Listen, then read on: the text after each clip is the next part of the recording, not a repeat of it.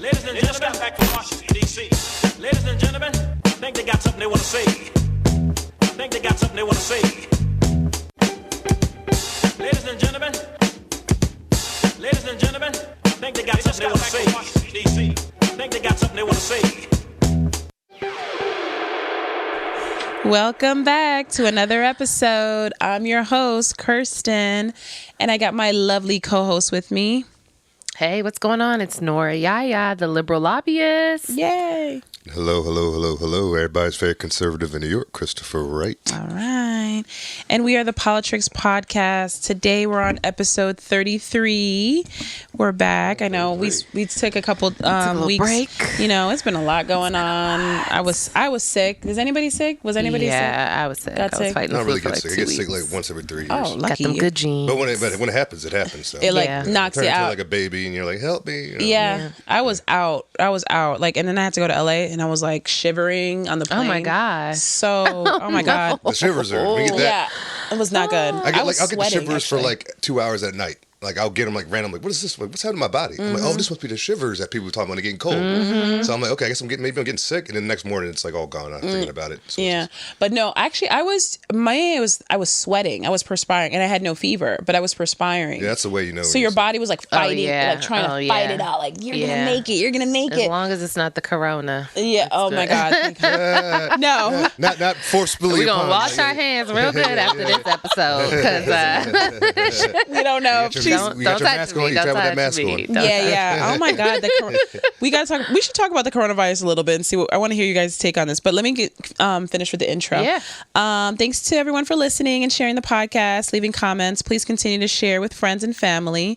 Follow us on Politics Podcast on Instagram, Twitter, Politics Pod.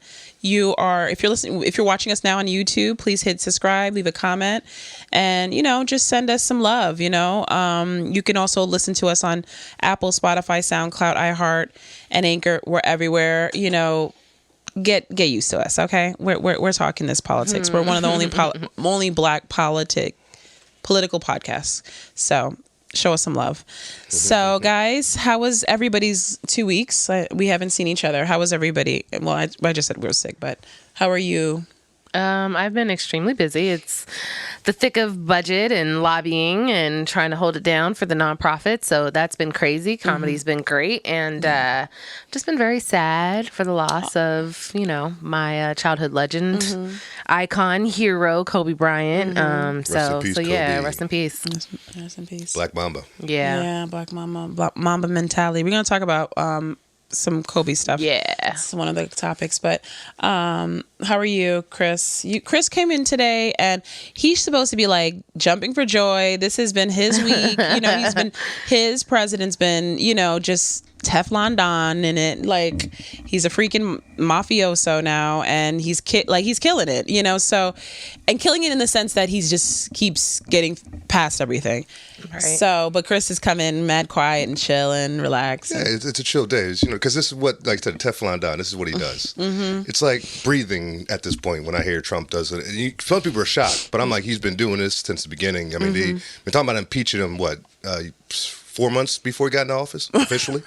So, I mean, he's been dealing with the media, he's been dealing with the left, he's been dealing with these attacks, these falks, these hoaxes, all the BS. He's been dealing with it over for quite a bit of time. So, and he's been getting through it, but he's getting through it because he's just that good.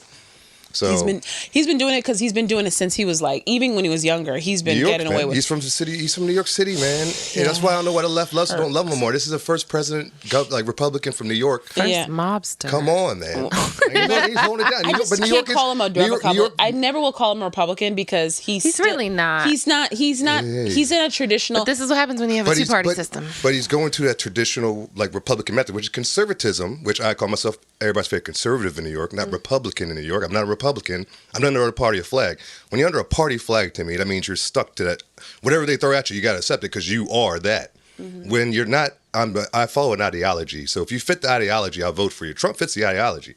Maybe he didn't fit it when he was a New Yorker running around with the girls and do what Trump, but when he ran, he said, I'm going to run on this policy, on the ideology, vote it or don't vote for it. And I said, I'm going to trust you. I'm going to vote for it. I trusted him, and he's come through better than any president I've ever seen in my entire life. He's an amazing guy. He's an amazing president. Got to see him at the White House twice. Trump, boy, keep winning, Trump. I mean, come on, man. You can't stump the Trump, baby. You can't do it. That's a new slogan you guys have. I've been saying that for years. Listen, That's hashtag. listen. That's I'm at this point. I don't even have the fight anymore because it's like Bruh. it's almost like I'm letting him just go.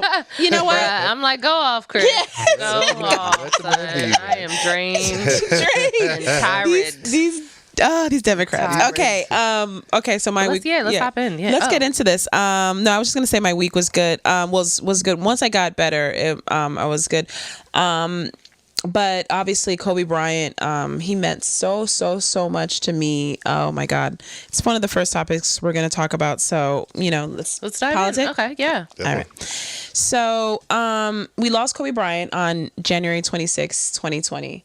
For those of you, everybody knows he was killed in a helicopter crash, him and 8 other individuals.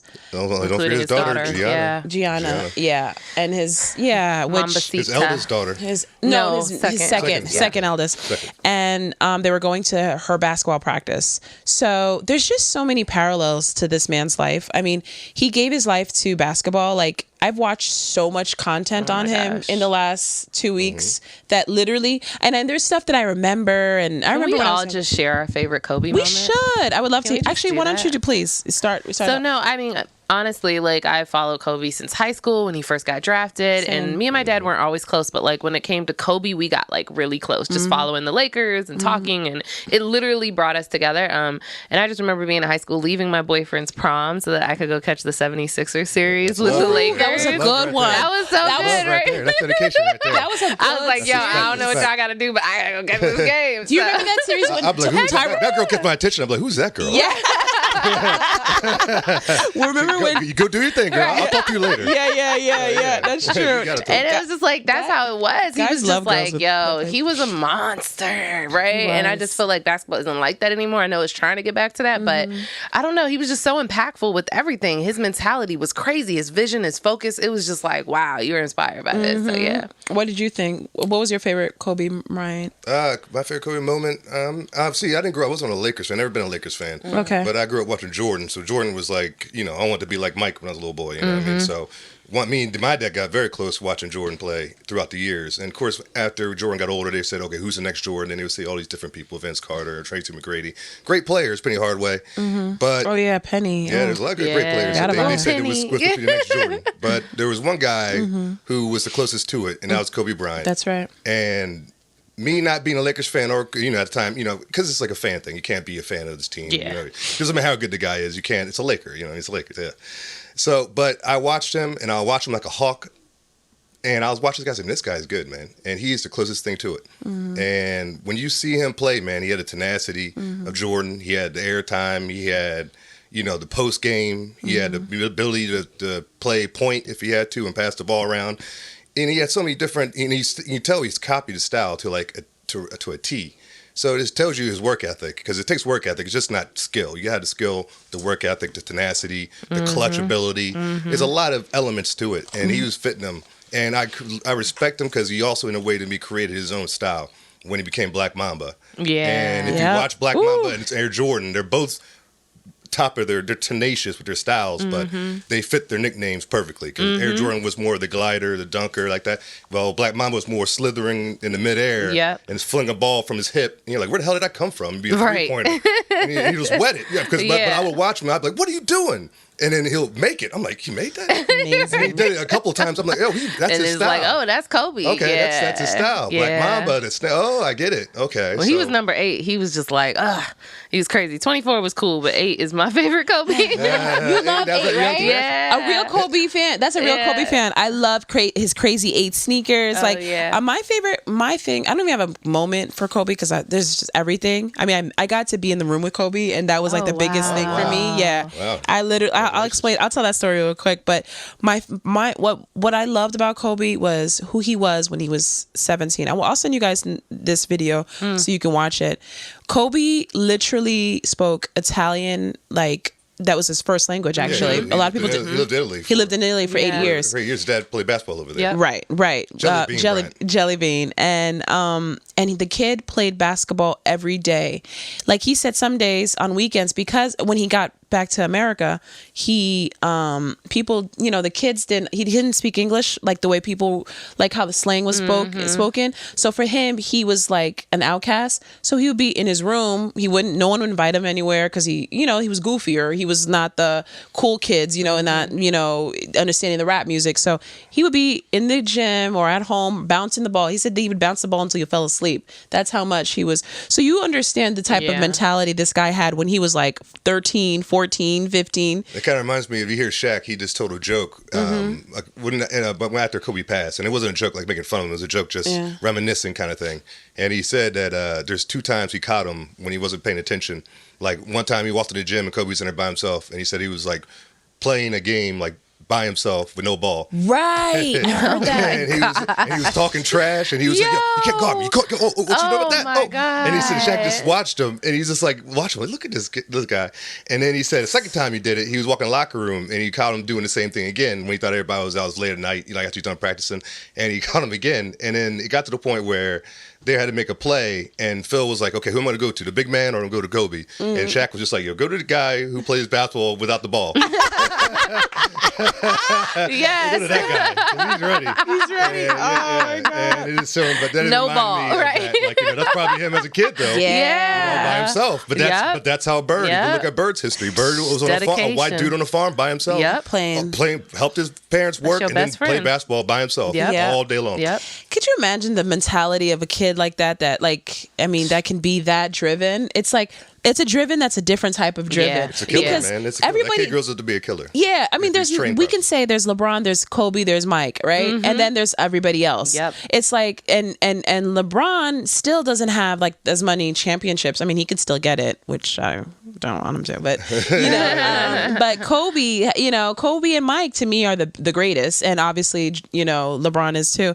But the story I was going to tell you guys is, I was at the BET. We had this BET Experience event that they do every year, and it was in 2016, and Kobe is in a room with one person, just one woman, like maybe it's like his agent or someone like that, and they're like in a room, and I'm in the room across in the gifting suites because my client was doing like getting the gifts. So I'm in there just kind of hanging out. I'm like, oh, I have to run to the ladies' room.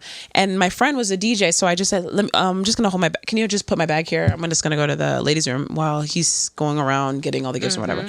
So I walked out. I went to the bathroom, and something called me. Like after I went into the ladies' room, I came out. I swear, something called me to like walk past that room. I don't know why. I still to this day don't know why. I walked in, I was like, oh my God, there's Kobe Bryant. And I'm like, oh my God. And it's just me and him. He literally looks up at me, and he looks back. He looks, and he like kind of like gestures like to say hi, like give me like an acknowledgement. Yeah. And I'm like, where's my phone? It's in the other room. And then I'm like, okay, let me hurry up and get my phone. I go back, get my phone. By the time I come back, everybody's in there. It was literally like, I never go anywhere without my phone. But I took like a quick shot of him. So it wasn't meant to be. It was meant to Shout be out a to moment Kobe. between you and moment, Kobe. yeah. And I'll just say this, like, when I first heard he passed, I was like, I didn't believe it, right? TMZ. And then the first thought I had, I was like, yo, Gianna, she about to be a monster, right? I was like, yo, like, she's going to carry this on her back. She's going to be the best athlete that ever existed. Oh my God, that hurts. That was like my first thought. And when I heard she was also on the helicopter, I was like, I'm still just destroyed. Ooh. But shout out to her, because she was doing a lot for the WNBA. I mean, him and her together, it was just they would have been the something. possibilities. No, he was working with her very much. Yeah. You can tell his focus was on other things at that point. Like, so that's why I was watching the transition with him, because that's what Jordan did. Once he retired, he transitioned to business. MJ, what he is now. Yeah. And Kobe was making that transition as well. And he was like, I like how when he won an Oscar for Dear Basketball, right? That was beautiful. The only athlete, right? To do so. I mean, I recommend. Of course, it's Kobe. Yeah, of course. And he was also transitioning to working with his daughters, being a girl dad, had 4 daughters. And shout out to the girl dads. Yeah, definitely. And he was holding it down, and he was really working with his daughter a lot, you can tell. And I think I was feeling like she was going to do something to the WNBA. Like, and be a Kobe in the WNBA. Yeah. Like he was going to, because great athletes, a lot of times they do that. Like you see their sons come up, especially in NBA, mainly now. The dad played, and then the son comes up, and he's just nastier than the dad. Yeah. And I think he was going to do that with his daughter. Exactly. Because she already had the fadeaway. I mean, she was already doing things I was thinking the same thing when he passed. I was like, well, I'm interested to see what his daughter's, because I was watching clips of her on YouTube. Yeah. She's very I have been following her for like the past 2 years. They have been like doing a lot together, and sad. So yeah, I just wanted to honor Gianna. Yeah, that's give one up to the both of them and all the others. And like honestly, I was in LA when this happened. I literally was right across the street from the Staples Center, so I could see the Staples Center from my hotel. Well, I was just there this weekend. It was crazy. Oh no, yeah, I literally left when it happened.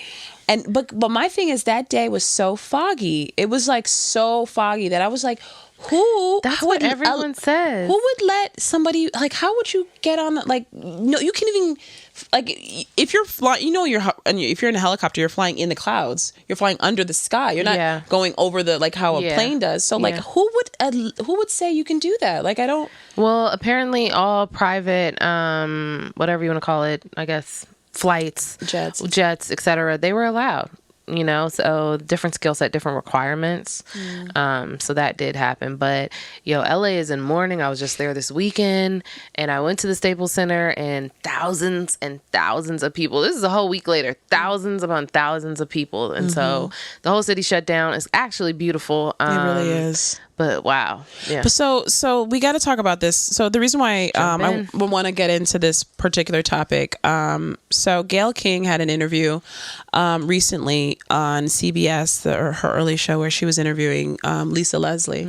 And she was insistent on bringing up his past 2003 rape case in Colorado. Supposed.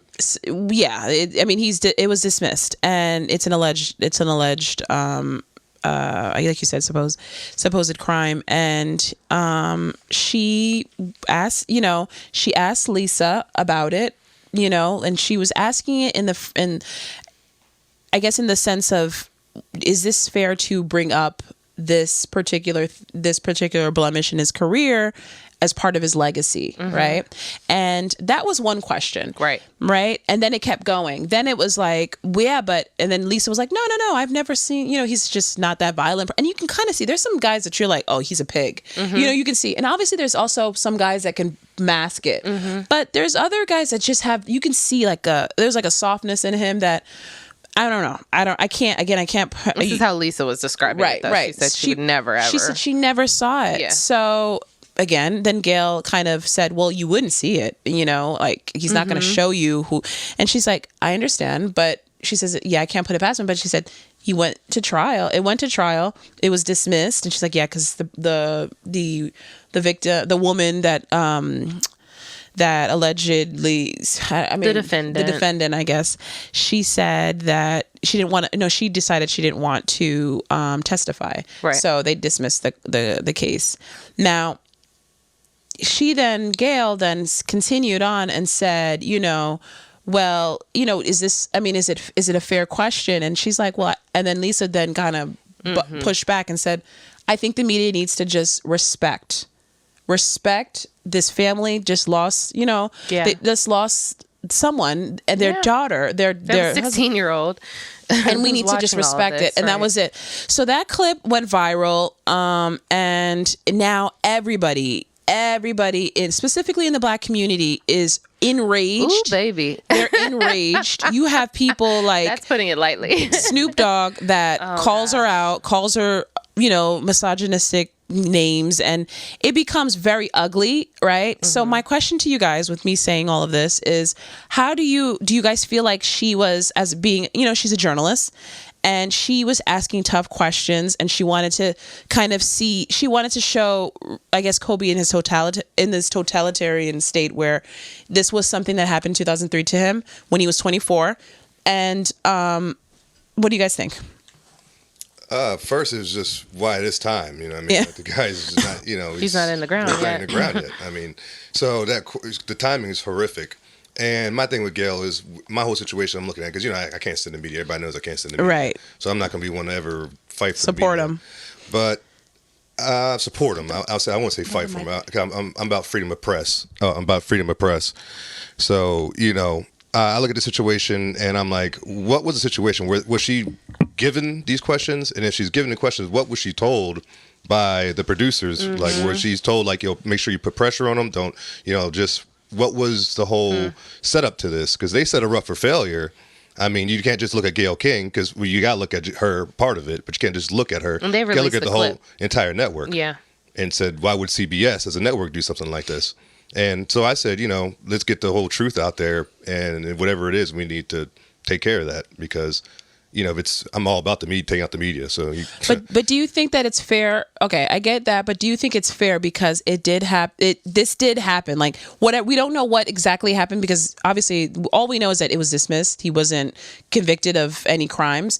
But he did have a public apology. That was one of the requests. My thing it wasn't, like I said, it was the timing. That was it. Like, the timing is not fair at all. Like, you have to wait. You can have an interview like this about Kobe, but let it be a year and a half down the road. Okay. And then when you bring him up, then you can say, well, what about this part of his history? Okay. And that, that's past the mourning stage and everything else. So you can get to the deep and nitty gritty. And I just feel when I get to that point, and I did a video about this, and I pretty much said, you're going to put him in the same category with Stormy Daniels and Trump, and just that, like, this chick was not Mrs. Daddy's little girl. I mean, she was something else. Well, I'm not going to go there. I'm not going to do the victim shaming thing. Daddy's little girl, Lord Jesus. They did the DNA test on the I don't know what Daddy's little girl is, per se. She's not like the darling of the Women family. are allowed to sleep with whoever they want to, however many people they want to, how many times they want to. In one night, and then brag about it. And actually, that's she not bragged true. about it to a friend. That's not true. Wait. You're talking about who? He's talking about the victim. Yeah. We're not calling her we're calling her the defendant. Well, I'm calling her the victim because I think that there is a nuance, and I love Kobe, but I think that there is a nuance. And my issue with society right now is, like, people aren't allowed to be multi-layered, and it's like mutually exclusive. You can't be Kobe Bryant and have a rape case. And it's like, no, it's not mutually exclusive. You can be both. You know what I mean? And that is where I just feel like you can have this case. We need to talk about it because, at some point we also have to realize, like, it's not some scary man in a mask. You know what I mean? It's like Kobe. Real people that rape. People make mistakes. People have confusing moments. There are nuances in sexual encounters that you don't know. People have different perspectives of what went down. And I think that we have to be allowed to understand the spectrum of this. Not that anyone's right or wrong, but just understand that two people experience two different things. Right. She might have experienced a rape. Kobe did not experience a rape. He experienced consensual sex. Right. And so she asked for an open apology, which he gave. And then they had their own thing on the side. Right. So none of us know, like, actually what went down. Yeah, he paid her. But she said she didn't need money. She was rich. She just wanted a public apology. And then they went to court. And then we don't know what happened. She was rich? Yeah, she came from a wealthy family. And when she went to the hospital, she had on a different pair of underwear than the night with Kobe, and that had different semen. So that's where the whole confusion about the different semen and underwear coming together. So she did have different semen. But she's rich and she wears dirty underwear? Is that? No, she brought a new pair that had different semen. So, She brought a new pair with different semen. 5 different semen? Hey, she's out here in these streets. But and then there's also her sanity. They said that she also tried to commit suicide 4 months before. Twice she tried. She was also taking which is why I said they're experiencing two different things. She's also taking medication for schizophrenia. Sure, I just don't feel like we need to shame anyone to have the conversation. I mean, here's the thing: we're women, so we know. I'm not going to do that. We're not going to do that. We're women, so we know when men and women, we're working through it now as a society. Yeah, we're figuring it out. We're still trying, because we've had these conversations about, like, what is men. Men may not experience, like you said it perfectly. Men experience something, a woman's not is experiencing another thing. Yeah. There's been lots of times where women have just kind of, all right, let me just give him what he wants, and then you wake up and you're like, that was shouldn't have done that. You know what I mean? Whatever it may be, but I think Gayle. bad timing. And then you have Lisa Leslie there, and you're putting her in a corner, and it's just so uncomfortable. This is like one of her good friends, and she's mourning. Like, can you give her a chance? And then to follow up, so I didn't mind her asking the question. I thought, you're a journalist, okay. But then for you to continue, well, you wouldn't see it, would you, if he's a rapist? And I was like, whoa. Like, this is getting out of control. We have a 16-year-old, a 3-year-old, and a 6-month-old that has to look at this clip about their father, right? And ask questions that, like, let's be respectful right now about this, and we can address it at a better time. So I agree with Chris on that point. But I don't agree with the misogynistic things that are coming out now against Gayle. I think she could have done a poor job interviewing without being everything else under the moon, Yeah. I mean, I have to say, I was angry when I saw it. I was angry. I was kind of used. I was confused why Lisa Leslie evolved. Why I thought it'd be more sports related talk. Right. Well, the whole interview was, and so Gayle came out and apologized. Did you watch the full interview? I can't watch it. I watched parts. I watched the interview. The interview was focused on basketball. Was focused on basketball. Was focused on their friendship. Like, that's the other thing people need to stop doing, is just get the whole story. Okay, but it still didn't matter. The questions are still. She was wrong when she was wrong, and she knew she was wrong. It could be the full. It could be the half. She knew she was wrong because she came out and she said she was wrong. Okay. She had her own apology, but then she said she was pissed that CBS aired that clip, and that of course they would use the most salacious clip out of the whole entire interview. Right. And she felt like they dogged her out by putting her out there, and now her own community is going against her, so she's pissed. So I think that's more interesting. They left her. That's what I'm saying. Who did this? Yeah. Did they leave her out in the cold, and now they're trying to back off? And but it's like, and that goes, well, if a black woman got let done like that by CBS, leftist ran kind of station. You're not gonna get anything from me because I feel the same way. My thing is, I don't like the hate, like the death threats. Like, that's kind of extreme. I didn't even know about that. Oh my God, Oprah. People are crazy online. Wait, man. what? You didn't. Oh, Oprah was like in tears today. What? She was on Today's Show and she said, I just saw the clip. Oh my God. Yes. She just said that, they said, oh my God. Hoda Kotb asked her, how is Gayle doing? She had that interview and she's like, can I just tell you she's not doing well? And it like for someone, when people say, I'm good, everyone's always good. She said she's not doing well. I said, I hurt for me because I was just like, we don't have to. She made a mistake. She went a little too far. I felt bad for her because I knew Twitter was just going to eat her up. They've been Twitter, Instagram, and black celebrities. All of it. All the black celebrities. And all the black celebrities. People are going off. But like Snoop, did you see what Snoop said about her? That was scary. He called her a dog face. Ooh, man. He was mourning, and that ain't the way to mourn Snoop. He was so. But the thing is, it was angry. We were all angry. We were all angry. The thing about Snoop, he flips a lot. If you guys haven't noticed about Snoop, yeah. He acts pro-black one second, grows his hair out, he's Rastafarian, and then he talks trash about Gayle King. Yeah. And so and then he's Trump, goes to Trump's roast, and then he does a rap video when Trump's still blowing his brains out. So it's like, you flip a lot. So he's not somebody I take seriously. Yeah. I mean, it's still wrong. Don't get me wrong. But what he said but you don't understand. He went crazy on her. He was like, well, come catch. We're gonna, No, he goes like gangster mode. Remember, he did a rap video. He put the gun to Trump's head. Right. This guy's the president now. You just can't do that. Yeah. He. I love him. Like, geez. Like I said, I don't think anybody should be doing anything because you don't want that violence back to you. But so don't bring that violence to anybody. Something I gotta say though is that they were kind of like, her questioning about like, well, you don't know when someone blah blah blah, and the way she was kind of antagonistic. So now everyone's like, well, did you know about Harvey Weinstein? Ooh. Like, you have all these photos together, and this is your good friend. Did you see that? And so I was like, well, she also has Oprah also has a like spiritual leader who just a Brazilian spiritual leader who just went. His name is John of Jesus, John of God. I can only imagine. And he's in jail now for 19 years for sex crimes. Yep. Oh. And they've got I'm sure Oprah was probably she's a pimp. No.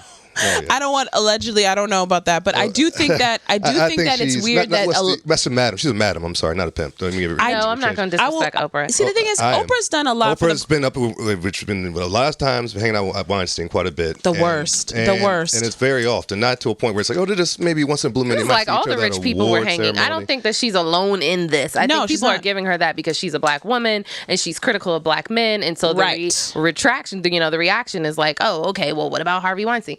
But in reality, she goes after Michael Jackson, and before Harvey Weinstein, you go after Michael Jackson. Like, what are you doing? And this is Michael Jackson here. We're talking about here. We're talking about black culture and black community. Michael Jackson. You go after him as soon as he dies. You go after him. No. She waited 10 years. I'm sorry. And then does the documentary. 10 years. And then does a documentary. Then does a documentary about him. Like for me, it's like this.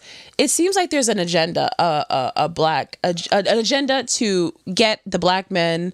And I understand you have to hold people accountable. Like it's not you're not. That's my thing too. Like there's nothing to hold you to or to expose you to if you don't do it. Right, you know. So then there's that. But, like now, okay, time out. Now they got Cosby out here tweeting from prison. Okay, talk about thank you, brother Snoop Dogg. I need everyone to take a whole row of seats. Okay, take all the seats. Okay, Nora, this is getting out of control. Nora, let me tell you something. Here's the thing. It's like we just said that there's people around Oprah that has these, like even Gayle on her show, on her program, one of the anchors on the program, I can't remember his name. I don't want to say. I'll find his name for you guys. But he was also he had some inappropriate stuff that he did with someone at the job, and unfortunately, he is no longer there, and he's been a staple at CBS. So they have a lot. It's like you have. So was George Stephanopoulos? Was he the one? Or no, who was the other not guy? George. Not George. He was Bill Clinton's. There was campaign manager. The other guy who had the rape button in his office. Oh, that's Matt Lauer. Okay, Matt Lauer. So we're not talking about Michael Strahan working with Matt Lauer, right? We're not talking about like everyone else that was working with them. With Matt Lauer. Okay, we're not talking about the white women and whoever else was with Matt Lauer. We're focused on Oprah and Gayle, and that's my whole thing. Is that these things aren't siloed. Everyone is hanging with the rapists. Everyone's hanging with the creepy people. And rich Hollywood. Exactly. Lamestream media. I keep telling you guys about this, folks. I talk about this because they are the enemy. I don't talk about, and I say the enemy not in a kind way. When I call someone an enemy, well, they're conglomerates. They work for conglomerates that run the world and that fund Trump's campaign. Globalism. His name is Charlie Rose. Oh, Charlie Rose. Dave Chappelle interviewed with Charlie Rose. Everyone interviewed with Charlie Rose. Okay. Like we're gonna say like, oh, you knew that he was out here. But the point doing inappropriate. The point is, why are you focusing on Michael Jackson and Russell Simmons and going after black? Alpha Bill Cosby, black males that are father figures, strong black men. Let me ask, should we not transgender walk through the back door in a heartbeat? Oh Lord, see now we're not going to go there right because again, we're not promoting hate. We're not promoting any issues. No, not hate. I'm just speaking truth. It's the guy on Sesame Street with the dress on, the dude. Yes, I love him dearly, Billy Porter. Yeah, he's amazing. Shout out to you, boo. Do you? Do all the way you. So, but what's the point of that? He's not transgender, by the way. He's a gay black man. Yeah, but what is he doing? Like, what's the point of doing that? He wears dresses. He enjoys just being who he is. I know, but on a kid's show. Like, it's fine to do it. I'm happy he looks nice. There are kids that have parents that are gay black men that may be wearing different clothes. But what about the parents that don't have, the kids that don't have it?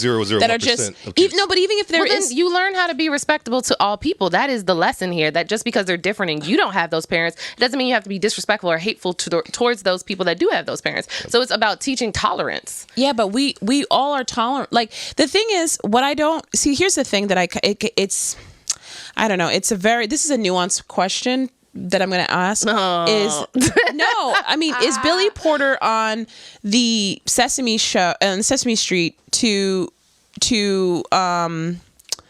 make it for tolerance, or it's for acceptance, or is it to me, I hate this word, but it feels like it's being forced. It's like why does it have to be forced? Why does exposure have to be forced? Promote sexuality to children. Versus we don't need, because I just feel like we can be accepting I didn't grow up with I grew up watching Sesame Street and I didn't see Billy Porter on there, and I'm tolerant.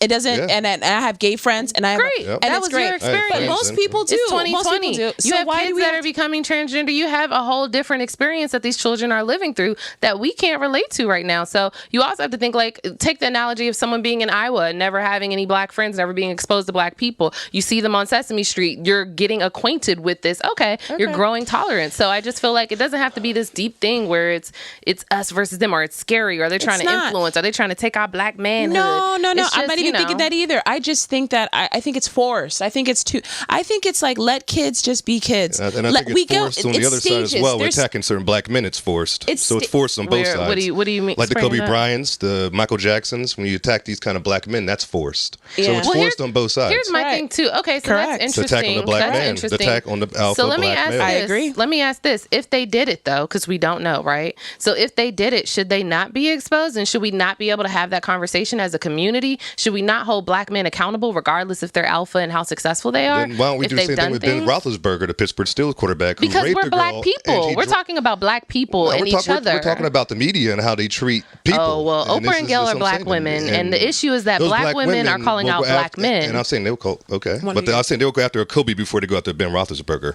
And you're a black woman. You're a strong black woman. Where's the black girl magic? Because here's my thing. It's happening to us too. So like, where is our conversation? And this is the issue. Like, we got to be able to have these conversations without then talking about white people. I don't care. I don't want us to aspire to be like any white men. Okay. We have our own issue as a community that we should be able to deal with. We should be able to hold each other accountable no matter how much success we've had. Okay, fine. But you can't hide the fact that Oprah and Gayle going after the top, like she had the R. Kelly interview. She had these are all the top. I mean, I think R. Kelly is horrible person, like horrible. But I also do feel we need to talk about R. Kelly. There's absolutely put him in jail and move on. But we don't have to like what I'm just saying is that it's almost like we build them up and then now our media is tearing them down. Exactly. And if you're on the media, your job is to tear down everybody in entertainment. That includes white people, That's black people, everybody. Hispanic, Asians. Yes. So why are you attacking blacks more than anybody else? And you're a black woman. It should be everybody. Come on. Makes no sense. Nora, you can't tell me that. I just disagree. I respectfully disagree. I can't see how we can, we're only supposed to, I don't think we're supposed to only target black men? When have we been able to have this conversation about black men doing these things? All the time. It's okay. And this is my whole issue. O.J. Simpson? No, this is my issue though. There is no space for redemption. And we think that, and because of cancel culture, it's like, oh, you did this thing, so now we canceling you and blah. No, you can be allowed to make mistakes. We can have a level of redemption and you can be welcomed and healed by our community. We don't have to be all or nothing. And that's my issue is like, we can't even have the conversation because now it's an attack. But I know so many black girls who were raped, who were molested by other black men. And there's no space to have this conversation because you are protecting your black man. That's the thing. It's like, it's nuanced, we're not, you know what I mean? I don't think, Chris, I don't know. I'm not speaking for you, but do you feel like if these men did something wrong that they should be held accountable? Yeah. Okay. I mean, same here. So we both feel that, but we also feel that there should be, if Oprah has people around her spiritual advisor, Weinstein's a good friend, or we don't know this woman's life. Or at least she's been. But I mean, she's had multiple. Epstein didn't kill himself, by the way. Okay, let's throw that right, out there. right, yes, and I agree. He definitely did not. I agree. I 100% agree with that too. Oh my God, Chris! Like, gosh, we're all in agreement. So we talking about Trump. This is different. I know, but. Can I just say that I don't appreciate what we're doing to it's like this is not the time to do this. We need to start. If we have a problem, sometimes it's like, can we do this together before we go out to the public? Okay, like, you know what I mean. Like, and then the other thing is that's different. Like we used to. We used to. Got excited. And then stop just and you can't throw, if you have people around you that are doing bad things, you can't go and say, but look at over there. You can't do that. That's wrong. You can't, because you have people all around you that are doing that. You know. Yeah. So, anyways, all right, we kind of got into it. So, long story short, I think we all feel like it was wrong of Gayle to like be persistent. Yes. Even Gayle knows she was wrong. She does. She feeling that's why she's terrified. Yeah. Because she's feeling inside too. She didn't even wait for the morning show. She woke up at 4 a.m. and did her own Instagram video. Like, listen, she probably didn't go to sleep. I ain't got no script. She probably didn't go to sleep. Right. She didn't get no sleep. I ain't got no script. Listen, y'all. Listen, she was black on people. Twitter all night scrolling through those comments. Are you getting lost, Gayle? I know you were. That's why I know it. But think about that though. Think about you guys. Like, you say something on this show, it goes viral, and everybody's attacking you. The last place I would be, I was on Twitter. Is the last place I would be. I would never. I won't go there for probably 6 months. I'd right. Like, just retire from Twitter for a bit. I God forbid what they're saying about me on there. Yeah, they're horrendous. I'm terrified to go outside. Well, hello there. It's Chris here with a special message for our listeners. I want to thank you for listening to Politics Podcast and want to share an exciting offer to entrepreneurs and supporters. We are now offering businesses the opportunity to be advertised on our show during this mid-roll. If you're interested, please email hello@politrixpodcast.com. We're also taking support from our listeners through the Anchor app. Just click support this podcast and you can give whatever you want. The funding is helpful to help us increase our production, add video, and start marketing and advertising for our podcast. We appreciate you, and please continue to listen to the show. I should play mine more often. Oh, yeah, we are. Now we're going to start playing it. If you guys just heard that advertisement, that was your favorite conservative. My favorite conservative. Yeah. He's got that radio voice. You need to like get on the radio or something. No, in time. In time. All right, so let's talk about the State of the Union on Tuesday. Talk about it. Yeah. So Trump had his third. Yeah, that was the third State of the Union. Mm-hmm. A lot of things kind of transpired on that. That was a very different State of the Union. It was powerful. Trump was in his bag. It was his best State of the Union. Can I speak on Trump's behalf? Trump was in his bag, okay? Oh my gosh. Because he is Mr. Reality TV, and he knows how to put on a show, and that's exactly what he did. I mean, we had awards left and right. You get a medal. Like, it was just like, and he had people engaged. You had the woman whose husband was reuniting families. You reuniting families, son. I was like, he's in his element. This is his element. Trump was on his A game. And shout out to his team, whoever just from like a political analyst perspective, I thought, for sure they might mention everything that was going on with the impeachment. They kept it not quiet. One freaking time. That was the smartest thing they could have did. I'm getting acquitted tomorrow. What do you want to talk about? No, because if you even bring it up, then what happens is your mind goes right there. And it's also history too. And it's also, we play it back and you know what I mean? Yeah. The only thing I didn't like is that there were some inconsistencies in, obviously, with some of the stuff he was saying. Well, yeah. I didn't. I appreciate inconsistencies you feel. Well, okay. So the one thing I didn't. It's an inconsistency because it almost feels like he talks about the unemployment rate and he talks about the job creations. Then what he neglects to do is say that since Obama, it's been increasing, right? Jobs have been increasing since Obama's been. I think he only had 1 month where it kind of went down, but for the most part, specifically for the last 4 years, 3 years, it was an upward trend. Obama had the slowest GDP growth in American history. Absolutely. No, you're right. Yeah, he did. But that's not silos. I know, but at the end of the day, you try to take credit from Trump. If I recall, I remember Obama saying in one of his last interviews before he left office, where the black gentleman stood up and said, "Hey, what about manufacturing jobs? I'm here in Midwest America. Mm-hmm. I need work, that kind of work." Mm-hmm. And Obama said, "Those jobs aren't coming back." They're not. Like, what do you think? I don't think if I don't have a magic wand to bring these jobs back.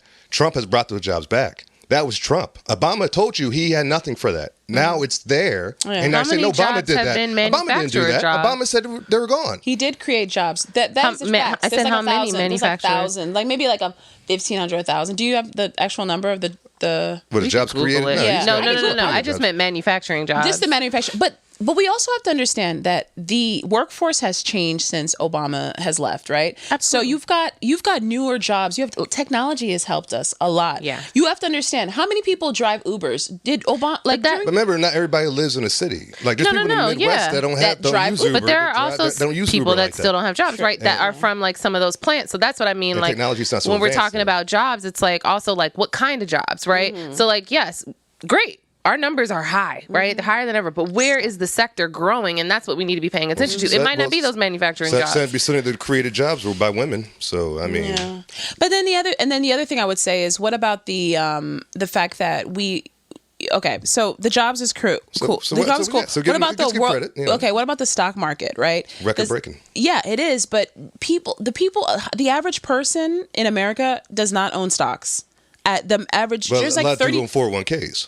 True. Which benefit off the stock. Right. So if you got a 401k, it's looking pretty good right now, thanks to Trump. Yeah, it is. Mm-hmm. I mean, honestly, when it's it hurts because I'm quiet. It hurts because again, Obama started the growth. And yes, you said it was very slow growing GDP, but he did also inherit, But do you remember the stock? GW. Do you remember the stock before Trump got elected? There was that about a month prior to him being elected. You saw the stock starting to raise because it was the people with money knew that Obama had a good chance. Trump had a good chance of winning. Right. So it was like a gamble. Right. So they were like, "Oh man, we're going all in. If Trump gets it, man, we're going to be." And then as soon as Trump got elected, and he won that night. The stock started raising up like crazy. Then again, and then from there, it never stopped owns raising. Stocks. That's the thing, is that 30% of people, 30% of America own stocks, right? And 70% of people don't even, stocks don't mean anything to them. Yeah, but there's other ways people benefit. And even 401ks. Some people don't have jobs where they give 401ks. I'm saying, but the people with 401ks are benefiting, and the people that are learning about stocks are benefiting now because people are seeing this. There's a lot of people investing more than ever. It's not just rich people throwing more money into it. It's people that, okay, let me get into this investing thing. And there's a lot of people, if you look online, making a lot of money that are young people. Technology. And it's not racist. It's any it's not. Everybody. American. Yep, I agree. There was one thing. It was the food stamps. And that was just like, so he said more people have been raised out of poverty in his administration and gotten off of food stamps, right? Didn't he take them off? He took them off. He kicked them off. Y'all ready, man? Y'all got work now. That was the only thing. It was like, oh, y'all got to get up off this. I'm like, that doesn't mean you're raising them out of poverty. That means you done kicked their butts off of food stamps. So but a lot of people it's two different things. There's a lot more work out there. Man. And what about a lot of jobs for everybody? And what about health? For everybody in the 1%. Oh, healthcare was crazy. What about the healthcare? What about the fact that he said that he people who have preconditions? What is it called? Preconditions are previous medical. I can't remember the term. I know what you're talking about, but yeah, I know what the term you're referring to. So now, okay, so he did say that what he said was he is going to protect people with why can't we say this word? I don't know. Pre-existing conditions. There we go. There it is. I had to Google it. Yeah. Pre-existing. Google, oh my God, I know. We're the political show. Oh my gosh, you guys, we're so sorry. Pre-existing conditions. And it's a Friday. We're really we got to get it together, y'all. Okay, right. Pre-existing conditions. Right. So that there's court cases. So he said, I've also made an ironclad pledge to American families. We will also protect patients with pre-existing conditions. Which isn't true. That's not true, because he's actually trying to take that away from people. Like they are actually in court right now battling cases of people who have pre-existing conditions that are trying to keep their insurance, and they're like, no thanks, we don't want to get rid of the Affordable Care Act. Yes. Well, if the Democratic Party wouldn't spent the last 3 years on hoaxes and focused on that part of their party and came to the table, we would have more details about all I can tell you is that the Democratic Party is okay. You're not going to even get us defending Democratic Party right now. I know. Right now, I'm so disappointed in how they've. I was disappointed in them at the State of the Union when they were dressed in all white and they were not standing up when he was talking about. Oh, they do that, but they do that every year. No, but they need to stop. I mean, for one, if you look at the history of your party, you guys are the party of the KKK with all white. Why are you bringing all white with a bunch of women? But these are black women wearing. That's the first thing I said. I said, this is a meme right here. It's like reclaiming it like the N-word. We're going to reclaim these white hoods. First of all. That's what I'm saying. Like, leave the white alone. We need to just put white away. All right? No white nothing. Oh, my gosh. Just come. Just because you say that a lot, but just because the Democratic Party back in the day that was reversed in the last 100 history years. repeats, and now it's even before America and world history. Human beings tend to do the same ain't no thing. party's been for black people. Let's keep it 100. You know what I mean? Republicans were. No. Remember, Lincoln was the first Republican. You know what he did for the blacks? Okay, that was one president. And that was in 1864. There's a lot of presidents over 100-something years ago. There's Republican black senators in the 1800s. There was the Republicans were trying to pass civil rights for blacks in the 1830s. In 1864, they were trying to pass black civil rights. Historically, white men with power have not been out here championing like the issues of black America. That's just historically. So like, it doesn't have to be like Dems was doing this. Everyone was screwing us. You know what I mean? Nobody likes black people. No white man was like, we're gonna save the. I mean, like you're talking about Lincoln, but that's like one thing. Okay, so he freed the slaves, but then he like threw them, and then it was like nothing else. It's like, all right, bye. And it's like that still didn't help. Like that's like, okay, now what do they do? No, they're religious sects of white people since the beginning of slavery that were against blacks being enslaved. And power. Christians. Yeah. And then so it's like this is not. not nothing new. It's just at one point those Christian white people got with the black people, and they came together and said, let's make a party so we can get stuff done for your people. And that was the Republican Party, and that's where history started. So we can use your votes. And, no, I don't know about getting but there were black done for people your elected. people. There were black people getting elected true. at the same time. He's okay. You do have a point because the first Frederick Douglass people.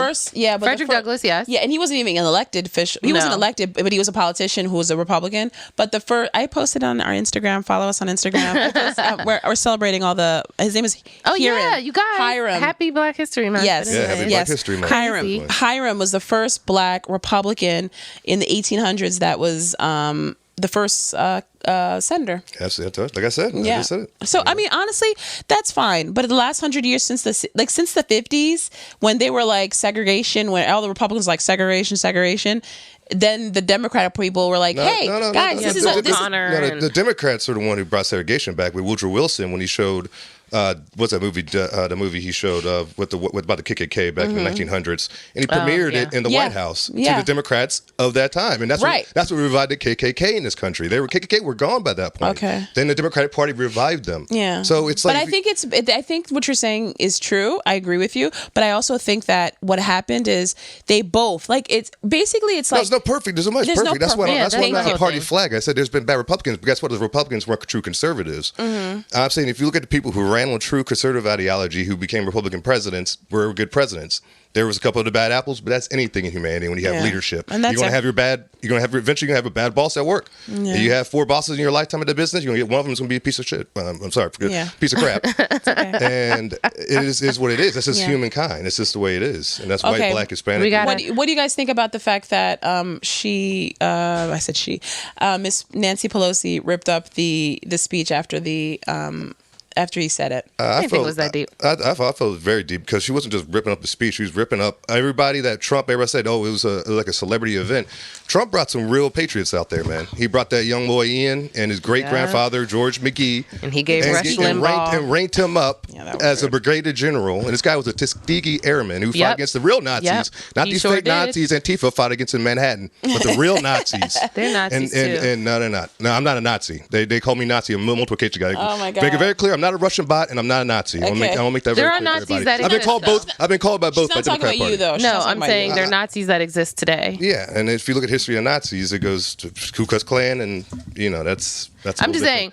Anyways, continue. Yeah, but so this guy he brought his great grandfather out to see Tuskegee Airman, still alive, 100 years old, looked great for his age, by the way. Don't you think he deserved a medal? He did get a medal. The highest medal. He didn't. Rush Limbaugh did, but he ranked him. He got a rank. He ranked him up, which is like a medal in the military. That's he said. His only request was to become a brigadier general. It wasn't the highest honor of the land. But that's the only thing he wanted as a man. He said, "I want this." He didn't say he wanted a medal because he's a military guy. I don't need a little medal with a little. Do you think that I love my country? I want my rank, and he got his rank. But and Trump gave him that rank. Do you think Rush deserved to get the highest? Definitely. Freedom. Yeah. Why? Because what he's done for conservatism. But what has he done? What has that done for people? He was one of the first conservatives on the radio I've ever listened to. And I listened to Rush after people told me to listen to Rush because he knew I was in politics. And I said, I'll never listen to that guy. And when I listened to Rush and heard what he had to say and how he spoke, he broke things down in a way where I'm like, this is the right side. This is the right side here. What I've been doing when I'm fighting for Obama, going door to door, grinding, thinking I'm making change, he is speaking about this side of the party and breaking it down like, why did I not know this message when I was younger? So he was one of the first people to get my mind open to it. When I became more conservative on my own, his message got stronger, along with Larry Elder. There's another guy, Neil Bortz in the South, who was a little more radical, in my opinion, than Rush. Mm-hmm. And he's made a lot of truthful statements. So I stand by the truth at the end of the day. And this guy was doing it when it wasn't popular to do it. Now everybody has to MAGA hats on. The highest medal in the land? For opening up, of changing a lot of people's minds on a ideology that helps the country out, the history of this country. Yeah, I think it deserves quite a bit. He's using his freedom of speech. People that won it in the past were Mother Teresa. Mother Teresa. Do you know about Mother Teresa history? Look into Mother Teresa, how she treated some of her patients. She wasn't the best doctor in the world. Rush has not been the greatest person either. Let's be clear. I am not here for Rush. Rush didn't kill people. I'm not here for Rush Limbaugh by any means. Okay, fine, but I do think that Rush had some he was a little, but he had some prejudice in him. He would say some horrible things about people of color. He would and I understand you can be conservative, but why do you have to be racist and conservative? Like, that's what I don't understand. Well, that's racist. If I had a radio show and I thought about Jesse Jackson and some people we talked about, I want to talk about them in a nice way. I'll talk about them in a way people are like, geez, Chris, are you against black men or something? No, I'm against Jesse Jackson. I'm against Al Sharpton. I'm against a certain type of black men who portray themselves as this superhero in our community when they're really the pimps. They're destroying our community. Just because you're a fast talker, a slick talker. I've done sales my life. I know a slick talker when I see him.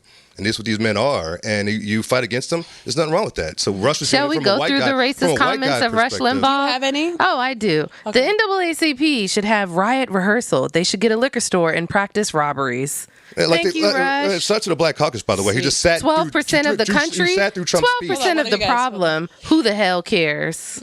What? 12% of the country. 12% of the problem. Who the hell cares? What is he talking about? Talking about black people. Oh, since we're 12%. Oh, 12%. Yes. Oh, okay. Yes.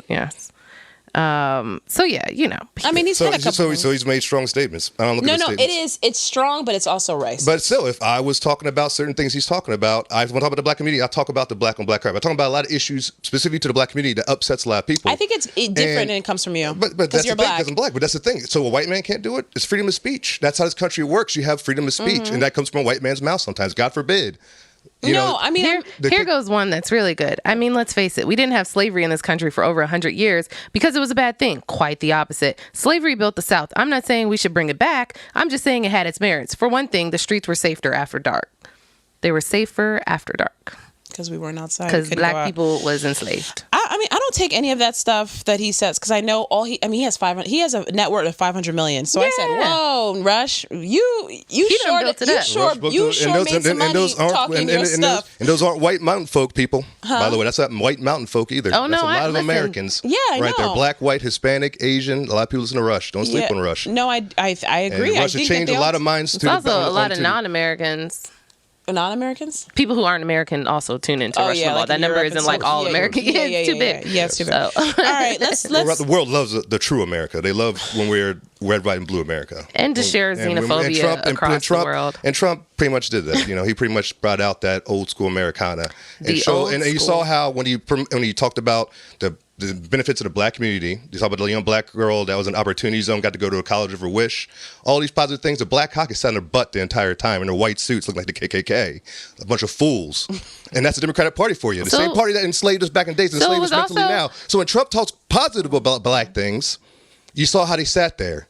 And that's who would have done that in back in the day in this country. It would have been a KKK in their white suits. So just because the skin color is different in the white suits doesn't mean that the agenda is different. The Democratic Party is still the party of slavery, and that's keep sticking to that. And last night that speech proved that. Okay, so then there's also the fact that last year during Black History Month, when he had his State of the Union address, there was no Black history being promised, celebrated, anything. So it was also a strategic ploy by his administration, his people that run his campaign, to make sure that we had all the Black people out here honoring every person that benefited under his administration during Black History Month. So it's also like a strategic marketing ploy. I think that's just smart. The soldier he brought out from his family, he was white. He was white.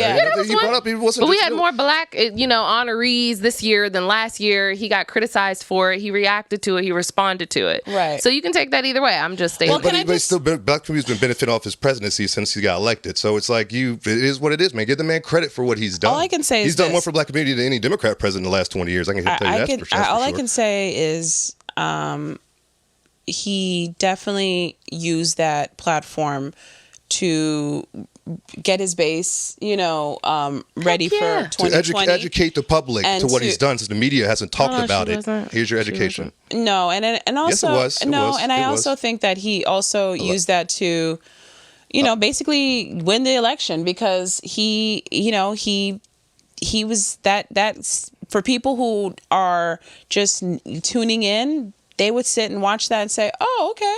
That's what he did, Not to mention Iowa Caucus was like right before it. Yeah, and it was like back-to-back hits. Yeah. Yeah. So I mean, honestly, I'm not a I've come to this point in my life with Trump that I'm not gonna. You can vote for him. It's okay. I'm not gonna vote for him, but I'm not gonna vote. I'm a New Yorker, born and raised, and I know I know the kind of guy he is as a true New Yorker. The guy cares about himself.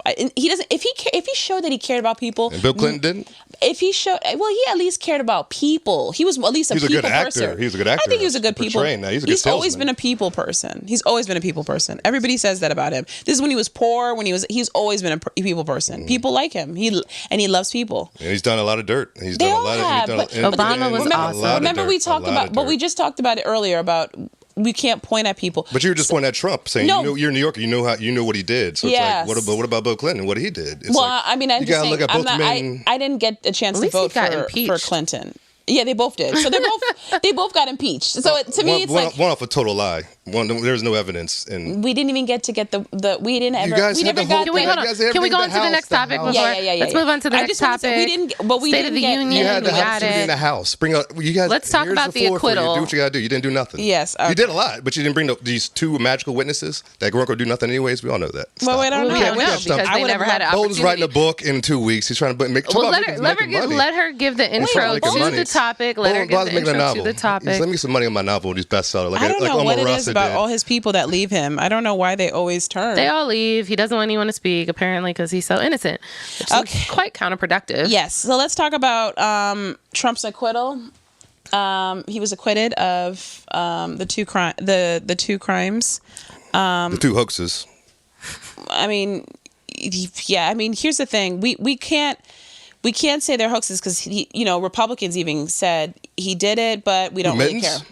No, then people in the post interviews, they all said it. They said he did, but it's fine. It's like it is. It's like get over it. Presidents have been doing that since the beginning of presidency. Then it is. So then let's admit it. Let's be honest. And since Trump did it, it's impeachment for what presidents have been doing since first president. Well, Trump got caught doing it. That's what makes you. He didn't get caught doing anything. Okay. He just did what a president does. The guy heard him on the phone. I'm saying presidents have done when a president, if he would have did the action and what happened, it would have been still saying the president just did it.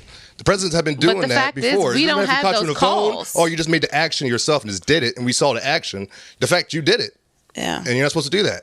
So Trump's just doing what presidents do. What you just said, you did it, and you're not supposed to do that. So, like, as the president, you literally did that, and you're not supposed to do that. So you agree that he was wrong. You just I don't agree he was wrong. No, you do agree. You just said it. No, I said no. I don't think that's wrong. You said he did it. That's people's point of view is. My point of view is totally different. I don't think he did anything wrong. I think he was going after a very disgusting, grimy individual, Hunter Biden, a 8 different kids from 8 different women, stripper, crackhead. Oh my gosh! Let's talk about Trump's history. We're going to talk about character. Let's talk about character. Let's talk about his different baby mamas. Let's talk about his 3 wives. His 3 wives he had, and he had 3 wives. And his 3 children for 3 wives. He takes great care of the kids. And look how his kids turned out compared to Hunter Biden, who smokes crack in stripper joints and knocking up prostitutes after he steals his brother's wife once his brother dies. And Trump also had some prostitutes. That's Hunter Biden for you also folks. Had some prostitutes. And $1.8 billion that disappeared magically out of Ukraine when he worked for an oil company, which he never had experience in doing that kind of business. But yet his father puts him in that position and then brags. No, his father didn't put him in the position. No. He used his name, but he didn't put him in his position. Who's his father? Where's the evidence and the facts vice president of the United States, and he put money into a private bank, by the way, that $1.8 billion. And the guy that Hunter was working with over in Ukraine was a terrorist who used chainsaw to cut off people's heads. Mm-hmm. So you guys need to do the research into this whole situation like I've done. Mm-hmm. This was a dirty scheme. Okay, but then let's also look at all Joe Biden bragged about national television. So that was the crime right there. You can impeach Obama because you were linked vice president to him right there on the spot. But it's just a joke when CNN, and it just got slid under the carpet. Nothing happened. So when Biden does it, it's just slid under the carpet. But it's trying to impeach him. Can I say something? It's not even Trump didn't do all right. That was Thank you. So the other part of that is, okay, you said it. So if someone did it because they didn't get caught and didn't get impeached. I didn't say you did anything wrong. I said he did. I'm saying because did he do what he did? Yes. But to me, does he do anything wrong as a president? No. But this is my whole thing. As a country, hold on, you had your moment. So this is our country, right? And we want to have the best country in the entire planet. Mm-hmm. Okay, so then can we be honest with each other? You did it. That was wrong. Like what? Why can't we have that conversation? administration. Because you didn't make the call when it's your president doing it. Worse. But that's just like... When your president did it, you guys ignored it, but then somebody else does it. Like, oh, they did it, but they did it. It's like a little kid.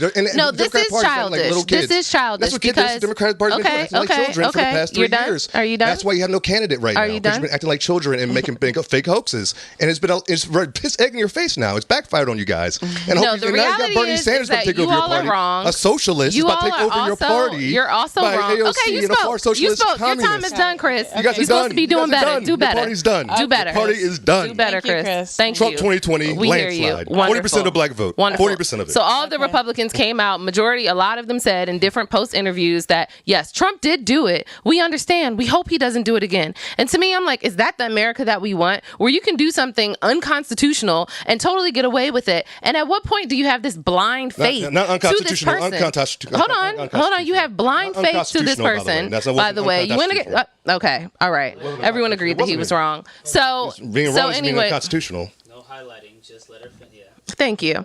So my whole thing is, if you know that this is the case, why wouldn't you want better for our country? Why wouldn't you aspire to want to have a better president sitting in the office?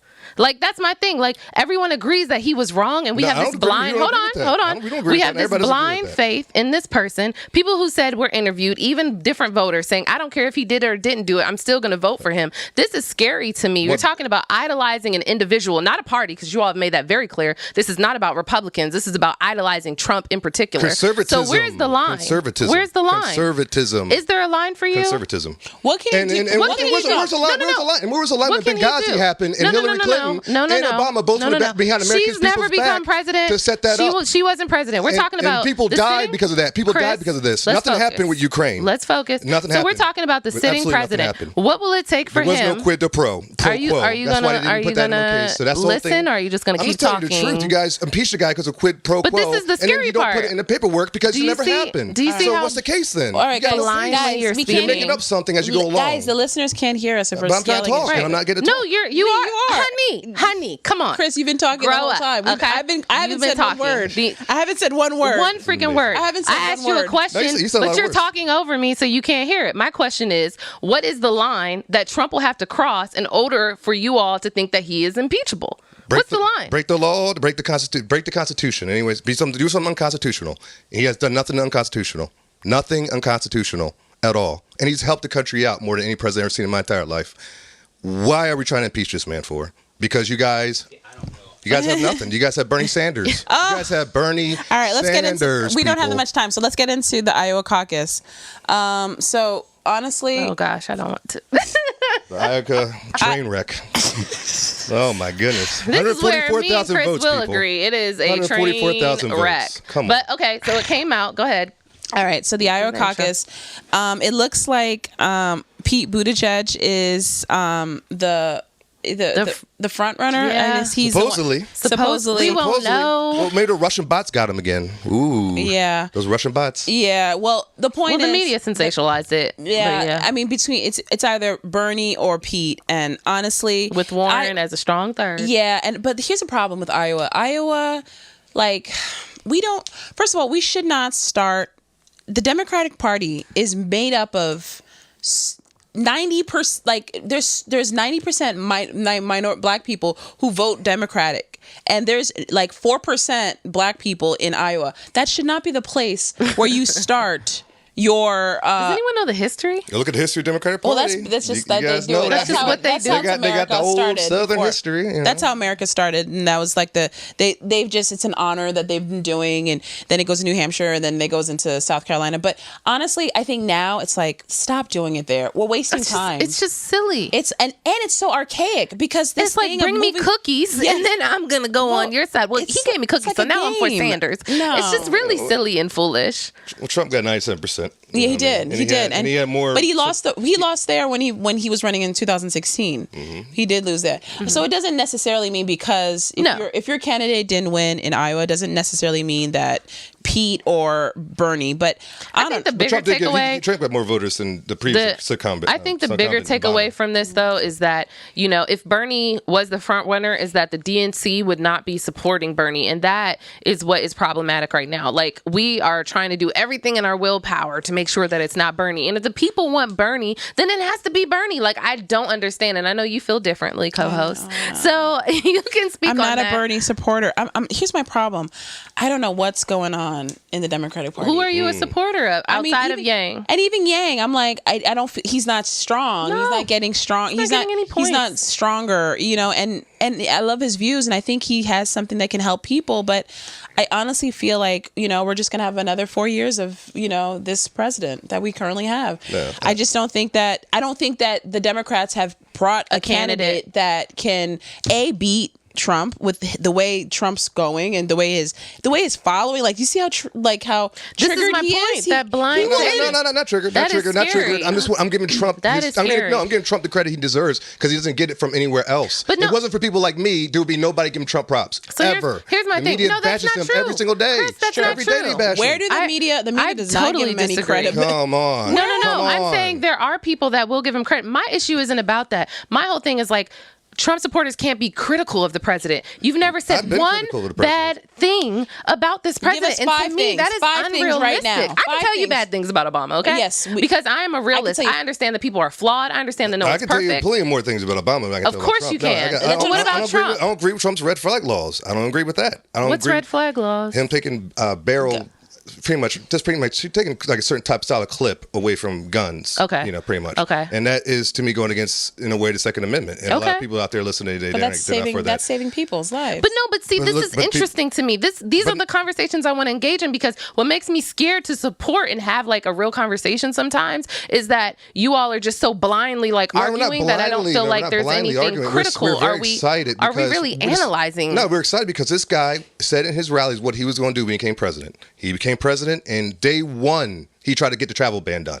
I thought that was like a year and a half type of thing. Mm-hmm. He showed you on the first day, we're coming. Well, he's always showing you. We're coming at you.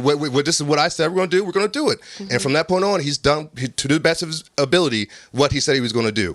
And he could have done it all the way if the Democrats would give him 2% of support. So they gave him nothing. And the media gave him no support. And Hollywood gave him no support. Mm-hmm. Nowhere you look, nobody's giving this man support, and he's getting the job done. He's getting billionaires. He's getting money from billionaires. He's getting money from supporters. He's got more money in his campaign than everybody on the left combined. I know, and that came from people like me. I donate the Trump campaign. I never donated. And so do billionaires. And so we all do. We all love the president. So do the Democratic Party too. And we did a GoFundMe, and we put $30 million together as citizens to get that part of that wall built, which is getting built now. It's kind of collapsing though. There's one part of the wall that's collapsing. It's not strong. But fix it. You guys get that wall. Get your wall fixed. Get your wall fixed. We're gonna get that wall. If that wall makes you happy at this point, I don't care. That's the thing. Get that wall. Get your wall. Hopefully, look at the Trump rallies. The one in Jersey was 3 hours line outside of it. That wasn't rich people. That was people. Everyday Americans. No, that is regular people. 30% Democrat. That is regular people. 30% Democrat. But here's my thing: if Trump is going to win again, if Trump is going to be the president for another 4 years, can we have critical conversations of this president that will serve 2 terms? And that's my issue, is that there is no area for us to be able to talk about areas to improve. And so it's like, that is the scariest thing to me about Trump doing another 4 years, is how radical it's going to get. No, it's not. It's supposed to be radical in the first time. Remember, there was supposed to be gay concentration camps. They were saying he was Hitler reborn. But that's people saying that. That's craziness. Come on. But they were saying that. I remember this saying they were calling him Hitler. I don't even know. Stephen Colbert did the Nazi symbol. But they used to say Stephen that Colbert about on his Obama. television they said show. when Obama was going to be the president, that black people were going to let all ISIS come in and bomb everything. It's the same thing. It's the same Trump. thing. No, you compare Trump and Obama and Hillary and Clinton and everybody else. You guys, you can't both talk. If they would have talked to Obama like the way they're talking to Trump, black people would have been in the streets shooting up. They talked to Obama. They criticized this man for wearing a tan suit. No, stop. Come on now. Get out of here. We go to Anderson Cooper and Larry King and on. The list goes on and on. Don Lemon and Rachel Maddow and how they talked about Obama. He was the Rush Limbaugh, how he talked about Rush Obama. Limbaugh on the radio, one man. Are you freaking and he didn't kidding even me? attack Obama Steve like the Bannon. left attacks Hello? Trump. The left, the Democratic Party makes up lies about Talk Trump. about KKK supporters. Rush wasn't making lies about Obama. You guys, we can't Rush wasn't making lies about Obama. The media makes lies about Obama. They make lies, and Democratic parties man-made And lies. what about Steve? And they got Steve caught in Bannon? those lies. Oh, All right, okay. They guys. got caught in those lies. We're gonna, Sorry, guys. So you guys Do we gotta have stop another lying. topic? Do we have another Stop lying. topic? We don't Stop have any lying. more The end of the topics. This topic. is Stop the lying, end. All I Okay. can say is, Warren 2020. okay, he's gonna say, Trump landslide 40% of the black I'm gonna vote. keep saying Warren until 40 I run for 40%. president. Let's do this. 2040. Okay, yes. we out here. All right, Trump guys.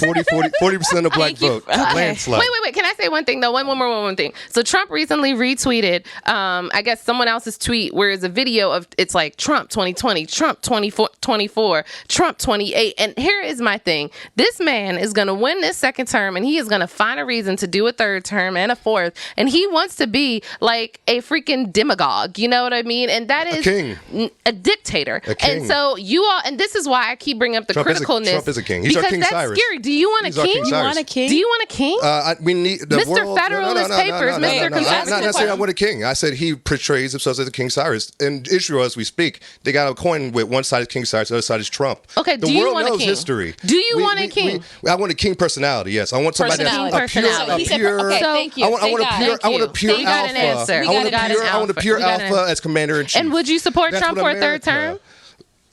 If they found a way You to see? say for all these hoaxes for the Russiagate and Ukraine Gate. Do you see? This America, we need your help. Hey. America, we need Hey, your help. man, because this is unprecedented impeachment. This is unprecedented. It's unconstitutional He ain't impeachment. impeached. He ain't impeached. He ain't They impeached, impeached him in the Chris. House He over a ain't- he lie, alright. over a hoax. Chris, so over that a means hoax. he should do another Bill term? Clinton was guilty, and the guy before Bill Clinton was didn't he guilty do as another well. term? Trump Did wasn't they do guilty another of term? anything. You're yelling. Trump isn't guilty of anything. I didn't say. Look, man. So you would And this- support him for and another. people- I would. You've I heard never it had to here play, first. man. This is the Oh president, my folks. God. You heard it here This is the first best on the president in Politics American podcast. history. These In my Trump American history, supporters for sure. will want a third term. Okay. Just listen. Let's- I'm an oracle on All this. right, guys. No, it's not Oracle. Happy It's the Valentine's truth Day, here. everybody. Remember, you guys are the only party to impeach a president over a lie. All right. That's the only time it's ever been done in Guys, American history. I'm ending the show. Happy Valentine's Day. Okay, we're gonna end right here. It's just politics Bye. as Thank usual. Thank you for listening. Politics Podcast. If you enjoyed this podcast, please like, hit subscribe, and leave us a comment. Let us know what you want to hear. Yes. I'm Kirsten D on Instagram. I'm at Miss Yaya and NoraYayaComedy.com. Go to CRANewYork.com. That's C like Charlie, R like Randy, A like Alpha, NewYork.com. Yes, Miss like MISSYA. To let you guys know, I started my own publication. Oh my gosh, we're not my gonna own keep doing this. journalism. You all have a lovely time. Thank you for listening. You got a Real website? news. I got news. I'm Okay. I'm doing what's your journalism website? now. CRANewYork.com. I okay. check out my articles. I'm getting the CRA, news out there. You know? I'm just promoting shows, y'all. If you want to laugh, check me out. Okay. All right, guys. Have a great rest of the week. Happy Adios. Valentine's Day. Bye bye. They want to say. I think they got something they want to say. Ladies and gentlemen, I think they got something they want to say. I think they got something they want to say.